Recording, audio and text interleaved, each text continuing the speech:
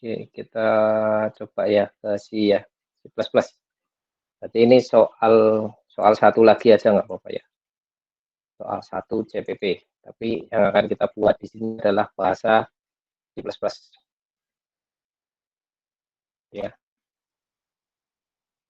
mungkin saya full screen aja biar kelihatan. Oke, kemudian seperti biasa sama seperti bahasa C ya. Berarti di sini adalah include. Bedanya di atasnya ini adalah IOStream. Kemudian bawahnya apa? Using namespace STD, Pak. Using namespace std. Ya. Ini jangan lupa titik koma di sini. Kalau include nggak perlu, tapi kalau yang lainnya perlu. Ya. Using namespace std. Ya. Kemudian kita samakan integer main. Kemudian bawahnya kita tambahkan return 0. Ya. Kemudian kita samakan dari sisi kamus ya. Ini sama kayak gini. Atau sebenarnya ada cara yang lebih singkat lagi ya, untuk menuliskan sebuah kamus. Kalau misalkan ini tipe datanya sama, cara yang lebih singkatnya gimana? Gitu ya. Ini kita pisahkan dengan koma saja. Jadi integer Celsius, ya, Celsius, koma Reaumur, koma Fahrenheit, koma Kelvin. Ya. Jadi kalau selama 4 variabel ini misalkan tipe datanya sama, kalian bisa persingkat dalam satu baris menjadi seperti ini. Ya. Jadi integernya satu aja, kemudian untuk memisahkan variabel yang satu dengan variabel yang lain, kalian pisahkan dengan tanda koma di sini. Ini nanti tetap akan bisa berjalan. Kemudian kalau misalkan di tengah-tengahnya ada float, gimana nih? Misalkan ini float gitu ya. Reaumurnya float. Ya ini reaumurnya kalian hapus saja. Gitu. Reaumurnya kalian hapus, float kalian buat sendiri. Float reaumur. Ya.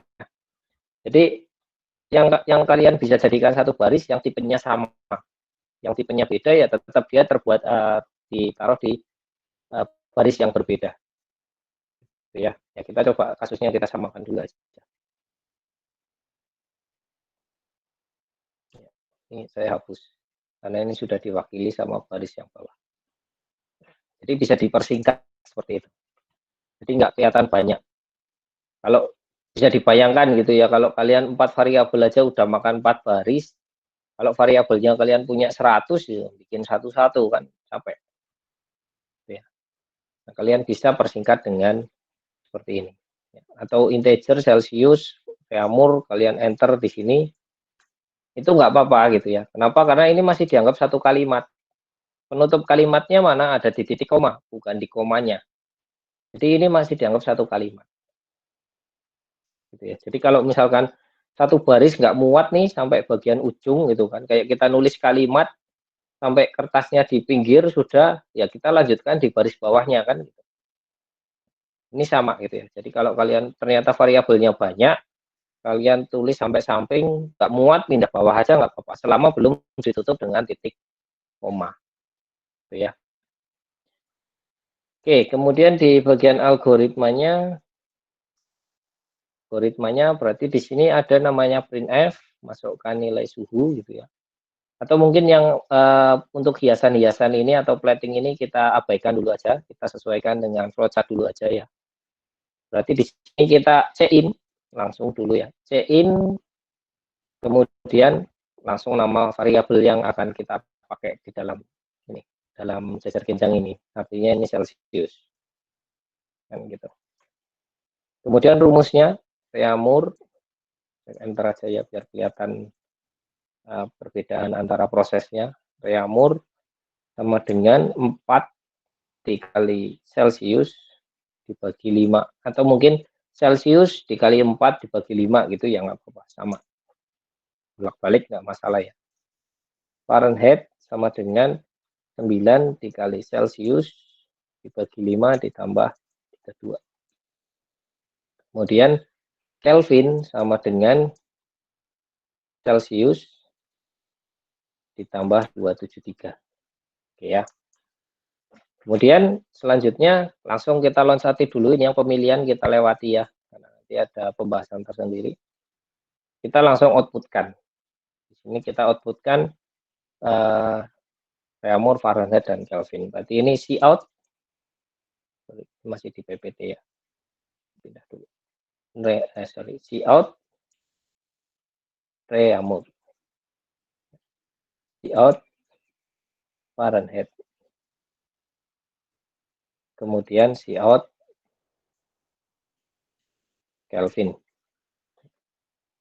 Ini kalau dijalankan juga hasilnya sama ya, cuma nggak ada, belum pindah baris. Kita coba jalankan dulu untuk ngecek gitu ya. Kita pastikan dulu kita sudah sesuai flowchart. Kalau program sudah bisa jalan sesuai flowchart, baru kita modifikasi. Ya, saya masukkan 100. Ya ini sudah ya, 80, 212 dan 373. Ya, sekarang baru kita fokus ke platingnya tadi. Fokus untuk penyajiannya supaya lebih mudah dibaca. Jadi kalau pindah baris berarti Reaumur, di sini kita tambahkan N-line. Ini juga tambahkan N-line, yang bawah juga tambahkan N-line. Ya. Sehingga nanti kita cek hasilnya sudah sesuai atau belum. Ya. Oke, sekarang kita masukkan 100. Ya, sekarang sudah punya baris sendiri-sendiri. Oke, sekarang tinggal melengkapi biar sama seperti bahasa C di sini. Ada tulisan masukkan nilai suhu, kemudian di sini ada Reaumur, Fahrenheit, dan Kelvin nilainya berapa.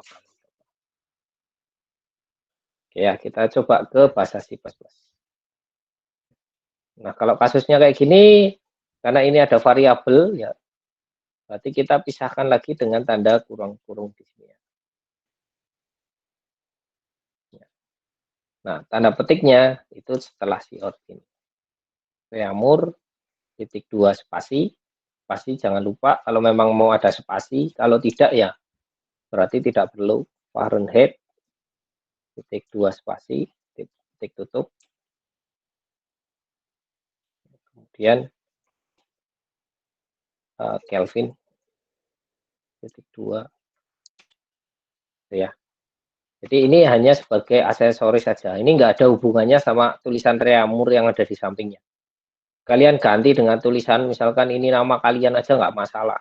Karena ini hanya tanda petik aja. Ini yang hanya akan muncul di layar.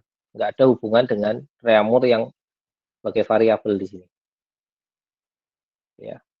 Kemudian di bagian atas Cout ini bahkan masukkan nilai suhu dalam Celcius.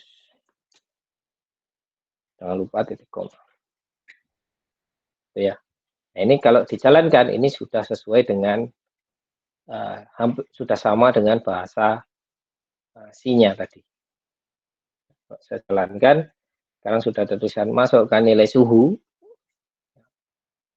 100. Kemudian sudah ada informasi Reaumur 80, Fahrenheit 212 dan Kelvin 373. Jadi hanya beda di perintah Cout dan CI-nya aja. Tapi perbedaan ini membuat perbedaan format gitu kan. Kalau printf, scanf pakai tanda kurung buka kurung tutup, kalau CIN Cout pakai kurang dari 2 kali atau lebih dari 2 kali. Ya. Atau di sini tambahkan juga ada perintah N-line juga kalau di C++. Kalau di C tidak. Ya.